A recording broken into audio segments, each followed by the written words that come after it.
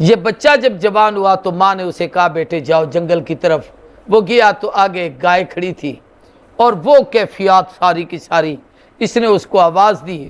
اللہ کی طرف سے ایسا تھا چونکہ رب کے حضور اس بزرگ نے دعا مانگی تھی، اور یقیناً کوئی نیک آدمی جب نیکی کر جائے تو اللہ تبارک و تعالیٰ اس کے اثرات اس کی نسلوں میں جاری کرتے ہیں۔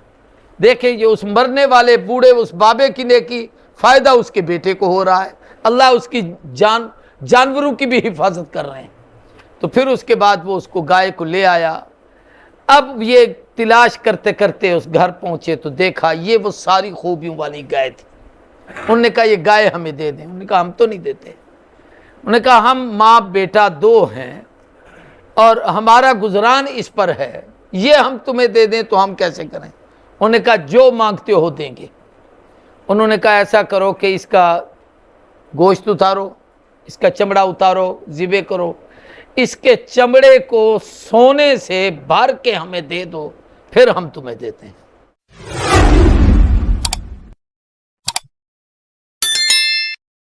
اس کی تلاش کے متعلق آتا ہے آگے اللہ فرماتے ہیں وَإِذْ قَتَلْتُمْ نَفْسًا فَادَّارَأْتُمْ فِيهَا۔ اصل واقعہ یہاں بیان کیا ہے کہ تم نے ایک جان کو قتل کیا، پھر اس کا قتل ایک دوسرے پر ڈال رہے تھے۔ وَاللَّهُ مُخْرِجٌ مَا كُنْتُمْ تَكْتُمُونَ، اللہ نکالتے ہیں اس کو جسے تم نے چھپایا۔ اور ہم نے کہا قُلْنَا اضْرِبُوهُ بِبَعْضِهَا، اس کے بعض حصے کو بعض سے مارو۔ كَذَلِكَ يُحْيِي اللَّهُ الْمَوْتَ، اللہ اس طریقے سے مردوں کو زندہ کرتے ہیں۔ وَيُرِيكُمْ آيَاتِهِ، اور تمہیں اپنی قدرت کی نشانیاں دکھاتے ہیں تاکہ تم لوگ عقل کرو۔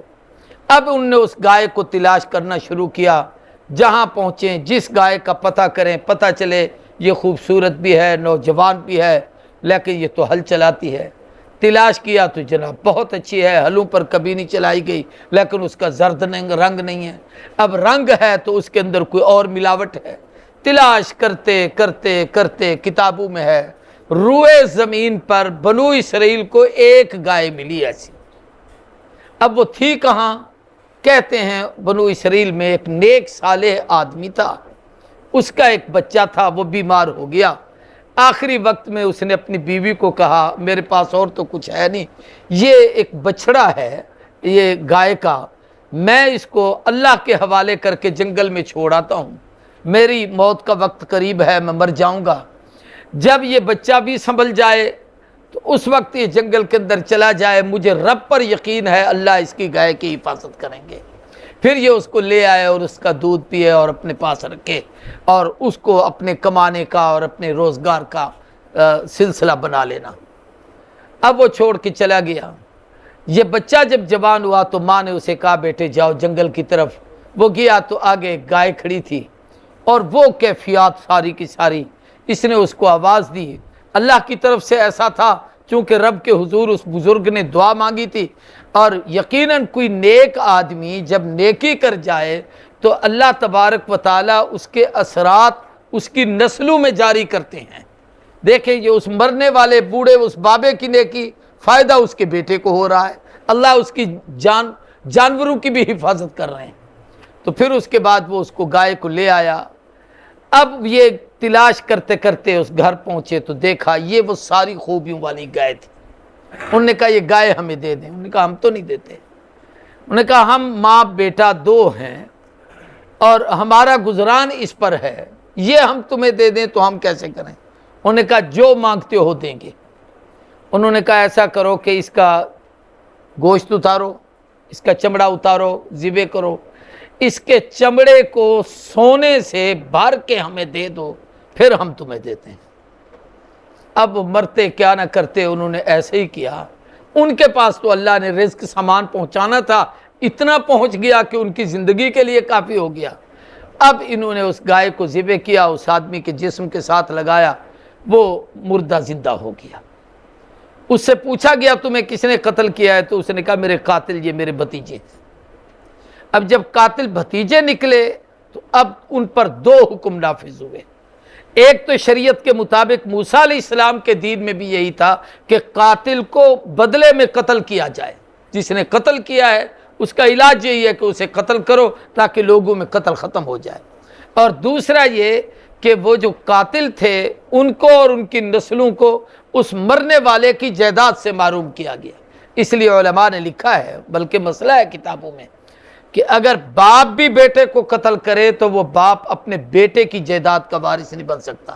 بیٹا باپ کو قتل کر دے تو وہ اپنے باپ کی جائیداد سے بیٹا وارث نہیں بن سکتا۔ شوہر اپنی بیوی کو قتل کر دے، وہ شوہر اپنی بیوی کی جائیداد کا وارث نہیں بنتا۔ بیوی اپنے شوہر کو قتل کروا دے یا قتل کرنے میں اس کا سبب بنے تو وہ اس کی جائیداد کی وارث نہیں بن سکتی۔ ایک تو جائیداد میں وارث نہیں ہوگا، دوسرا یہ ہے کہ اس کے معاوضے میں اسے قتل کیا جائے گا۔ تو یہ وہ ایک واقعہ ہے۔ اب اس کے اندر یہ جو آیت ہے وَإِذْ قَتَلْتُمْ نَفْسًا، اس کے اندر ان کی پانچویں بیماری وہ یہ ہے کہ جرم کر کے ایک دوسرے پہ ٹالنا، میں نے نہیں کیا اس نے کیا ہے، اس نے نہیں کیا پتہ نہیں کس نے کیا ہے، خود قتل کیا ہے اور خود کر کے ایسا انہوں نے کیا۔ اس کے بعد قرآن مجید کی یہ آیت اگلی، ثُمَّ قَسَتْ قُلُوبُكُم مِّن بَعْدِ ذَلِكَ فَهِيَ كَالْحِجَارَةِ، اللہ کہتے ہیں ان تمام واقعات کے بعد جتنے پہلے گزر چکے ہیں کہ اللہ نے تمہیں دریا سے نجات دی، فرعون کے عذاب سے بچایا، من و سلوہ کی نعمتیں تمہارے لیے اتاری، آسمانوں سے اللہ نے بارشیں برسائیں، بادلوں کا سایہ کیا، اللہ نے تمہارے لیے من و سلوہ کی نعمتوں کے ساتھ پانی کے چشمے، پھر تم نے زمین کے کھانے مانگے، اللہ نے تمہیں وہ عطا کیے، پھر یہ تمہارے ساتھ واقعہ پیش آیا کہ ایک آدمی مر گیا، اس کے سامنے تم نے اس سے کئی سبق اس واقعے سے ملتے ہیں۔ ایک تو یہ ہے کہ مرنے کے بعد دوبارہ زندگی ہے نہیں ہے، ہم اٹھیں گے نہیں اٹھیں گے۔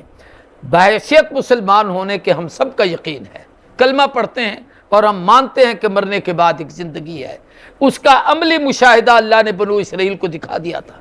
بنو اسرائیل کے پاس ایک مشاہدہ اس سے پہلے بھی آیا تھا، جب موسیٰ علیہ السلام 70 آدمی کوہ طور پر لے گئے تھے، اللہ نے انہیں مار دیا، پھر مارنے کے بعد دوبارہ ان کو زندہ اٹھایا۔ ایسے ان کے سامنے یہ بندہ مرا اور مرنے کے بعد پھر دوبارہ زندہ اٹھا، تو اللہ تبارک و تعالیٰ نے یہ سب کچھ کر کے دکھایا۔ فرمایا ثم قست قلوبکم، ان تمام واقعات کے بعد تمہارے دل اتنے سخت ہو گئے اللہ کی قدرت کے مشاہدات دیکھ کر کہ فَهِيَ كَالْحِجَارَةِ، یہ ایسے ہیں جیسے پتھر، او اشد قسوہ، یا پتھروں سے بھی زیادہ سخت، کہ پتھر پھر بھی کچھ نہ کچھ کام کے ہوتے ہیں، یہ تو اس سے بھی زیادہ سخت دل ہے۔ آگے پتھر کی 3 قسمیں قرآن نے بیان کی، وَإِنَّ مِنَ الْحِجَارَةِ لَمَا يَتَفَجَّرُ مِنْهُ الْأَنْهَارُ، پتھروں میں سے ایک قسم وہ ہے جو پھٹتے ہیں اور ان سے نہریں چلتی ہیں۔ یعنی باقاعدہ آپ دیکھتے ہیں ہمارے پاس یہ جتنے دریا چل رہے ہیں، راوی ہے، جہلم ہے، چناب ہے، ستلج ہے، سندھ ہے، یہ سارے پہاڑوں سے آ رہے ہیں، پتھروں سے پانی نیچے اترتا ہے، چشمے ہوتے ہیں، وہی مسلسل چل رہا ہے، وہ نیچے میدانی علاقوں میں آ کر دریا بن جاتے ہیں، تو فرمایا اس سے پانی بہتا ہے۔ وَإِنَّ مِنْهَا لَمَا يَشَقَّقُ فَيَخْرُجُ مِنْهُ الْمَاءُ، اور بعض ایسے ہیں دوسری قسم ان کی کہ ان میں سے پانی نکلتا ہے، چشمے چلتے ہیں اور ان چشموں پہ لوگ آتے ہیں، ان پہاڑی علاقوں میں خود پینے کے لیے بھی پانی بھرتے ہیں، جانوروں کو بھی پانی پلاتے ہیں، یہ بھی اللہ کی قدرت ہے۔ اور پھر پتھروں کی تیسری قسم، وَإِنَّ مِنْهَا لَمَا يَهْبِطُ مِنْ خَشْيَةِ اللَّهِ، اللہ کے خوف سے پتھر پڑے کھڑے کھڑے گر جاتے ہیں زمین پہ، اور آپ نے کئی علاقوں میں کئی جگہوں پہ دیکھے پہاڑوں کے پہاڑ گرتے ہیں، پتھر گرتے ہیں، بڑی بڑی چٹانیں نیچے آ کے پڑتی ہیں، یہ اللہ کا خوف ہوتا ہے جو ان کے اوپر ہے۔ وَمَا اللَّهُ بِغَافِلٍ عَمَّا تَعْمَلُونَ، جو تم عمل کرتے ہو اللہ اس سے غافل نہیں۔